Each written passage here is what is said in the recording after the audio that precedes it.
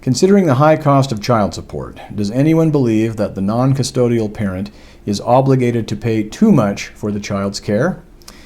When, in a lot of cases, there is split time, one parent is still the custodial parent, or at least the primary custodial parent. Child support in the jurisdiction where I practice divorce and family law, Utah, is, in my experience and estimation, not too high or too low. I'll explain in basic terms why I see it this way. First, let's assume a couple with 3 minor children divorces.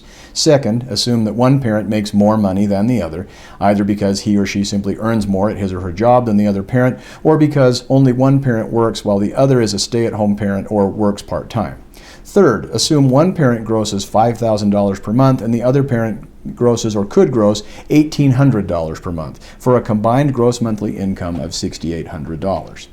Fourth, assume that the parent making less money has primary custody of the party's minor children, a schedule by which the non-custodial parent, i.e. the parent who has the children in his custody less than the other parent, and yes, it's usually dad who is the non-custodial parent, so that's why I use his.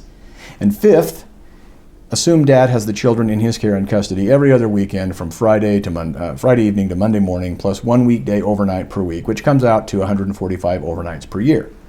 Now let's analyze. When you run the income numbers for each parent through the child support calculator, based upon the child support calculation guidelines stated in the Utah Code, the calculator estimates that parents with a combined monthly gross income of $6,800 per month spend about $1,577 per month on their children's support. Then the child support guidelines take into account how many overnights the children spend with each parent to make further adjustments before determining the non-custodial or the non-primary custodial parent's monthly child support payment to the custodial parent.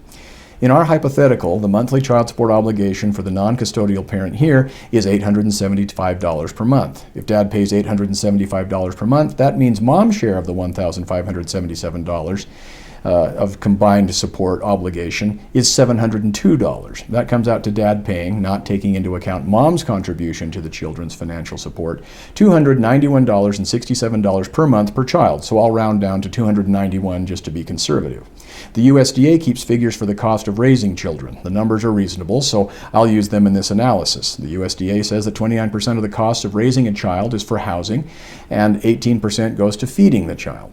18% of 291 is 5238, 29% of 291 is 8439, so 47% for housing and food, leaves 53% to cover everything else. The USDA calculates the monthly cost of a moderate food plan, as opposed to the thrifty, low-cost, and liberal food plans, for a male child between the ages of 14 and 18 years, girls eat less according to the USDA, is approximately $258. Now don't forget that mom also has a child support obligation too, not just dad, but she also has an obligation to the kids as well. So while dad's $875 per month will cover food for each child and leave about $33 for other expenses, remember that mom has income too, and not just the $1,800 she earns, but she likely receives some alimony of about $1,000.